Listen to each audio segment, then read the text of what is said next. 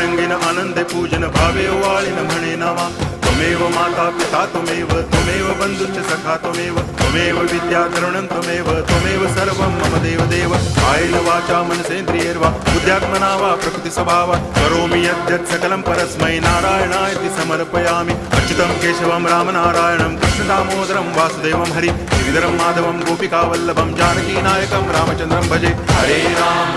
Ram